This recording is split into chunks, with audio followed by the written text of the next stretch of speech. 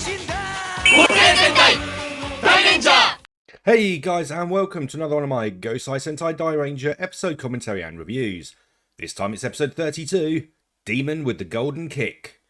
And remember, if you do enjoy what you see, please remember to like and subscribe, and maybe even leave a comment down below. It just means a lot on a small channel like this. Now let's get into the episode. The episode opens with a bus full of animals arriving in a parking lot as a man sends off a crow with a balloon. Elsewhere, Shoji is trying to call Ryu to wake him up, but he continues to sleep, putting the phone under his pillow. As Shoji complains about Ryu not answering, the bird releases the balloon before attacking a young girl. As Shoji gets on his bike, he calls Ryu on their changer, shouting about Gorma, causing Ryu to wake up quickly, though he also hangs up very quickly when Shoji says there is no Gorma.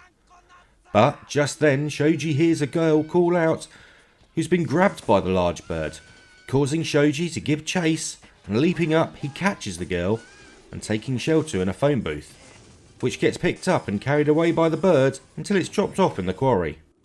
Just as the bus full of animals appears, and the driver appears in front of Shoji, telling him to give up the little bird before using his powers to push the box over a cliff, as Shoji transforms and saves the girl.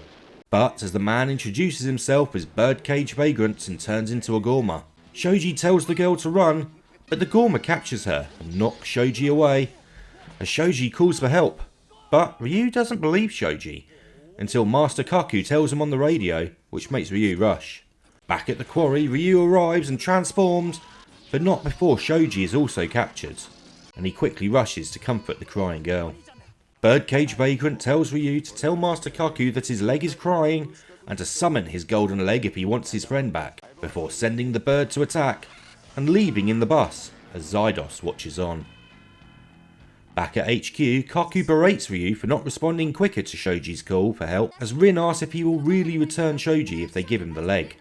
Kaku explains that 6,000 years ago, he was an unbeatable warrior with a killer kick, but one day he got drunk and a Dai warrior cut off his leg, and the shame caused him to be driven from the Gorma. Elsewhere, Zydos is waiting on a road as Birdcage Vagrant arrives in the bus. Zydos asks him to hand over the Dairanger, but Birdcage refuses, before shooting Zydos, saying if he wants the Dairanger, then he should bring his leg. As Zydos leaves, he says he has put up with the humiliation for 6,000 years, and he will become the ultimate warrior again.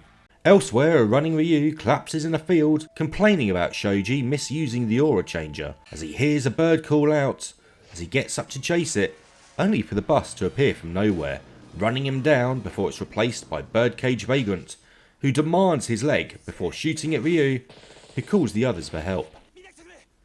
Transforming, he attacks the man, who changes to his Gorma form, as Ryu unleashes a fire attack, shaking the land Shoji and the girl are in. As Ryu holds the Gorma at sword point, Shoji watches from within as the Gorma tells Ryu if he dies, so do the people inside him. Ryu asks Kaku to return the leg, but Kaku refuses, saying if he does, the Gorma will become stronger, and there's no guarantee he will release the hostages. As Ryu tells him again to release the leg, the Gorma kicks Ryu away, as the bird bombs the Dairangers on their bikes. Elsewhere, Master Kaku has appeared at a lake, where he gets a sealed jar from beneath the water, telling the Gorma to release the hostages first. But he's ambushed by Zydos, who restrains him with an energy beam, before blasting the jar and freeing the golden leg, which reappears back on the Gorma. Refusing to release the hostages, he attacks, sending Ryu flying with his golden kick. As the others arrive, attacking with their Dairon rods, they're all kicked away, as the bird attacks them as well, as Shoji shouts at them as he watches from inside. As he watches with the girl, he sees the bird flying out again, and he leaps up, grabbing its leg and leaving the prison with the bird. As the bird returns for Shoji, Ryu blasts it, and as the little girl runs away, Shoji joins the others as he transforms.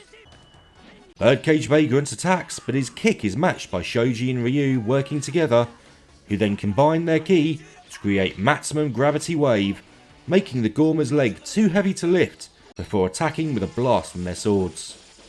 Using a bomb, the Gorma grows giant as the Rangers summon the Guardian Beasts, forming Dairano. As the Gorma attacks with a flying kick, they grab his foot and flip him away before finishing him off with the sword. Later, Shoji approaches Ryu about not telling the others about his wake-up prank, but Ryu just says don't worry about it, Shoji tosses him a helmet and offers him a ride back to the restaurant as the episode ends. Okay, so that was an alright. It wasn't one of the best, but it was an alright episode. And I gotta say, it kind of reminds me a little bit of The Boy Who Cried Wolf at the start. Because obviously, you know, Shoji uses the changer, the morpher, whatever you want to call it, to try and wake Ryu up by saying there's a Gorma attack. Which wakes him up, but then when he's actually fighting the Gorma, he only calls Ryu. And Ryu doesn't bother because, yeah, he thinks he's faking it again. And then gets a bollocking from Master Kaku. She's like, well, why didn't you do it? And hats off to Ryu, though. He doesn't throw his teammate under the bus. I don't really have that many notes for this one. It's one of those episodes that just seemed to just sort of flow together. It was its own thing. And there wasn't a lot to really talk about in it. I do want to say, though, that was one hell of a big bird. And strong as well, because obviously it's able to carry that thing with Joji and the kid. Although it did barbecue nicely. One shot from Ryu's Diebuster, and it's like...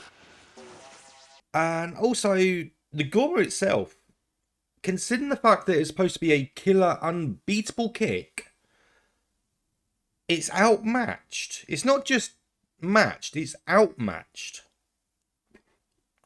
by Shoji and Ryu working together.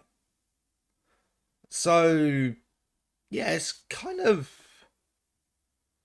It's like really built up like this thing's unstoppable, and yeah, and like, you know, if he gets his golden leg back, no one's going to stop him. No, just two of them kick back at the same time. He stopped. One other thing is there's no Ku, there's no Kiba Ranger, and there's no Kameo this episode.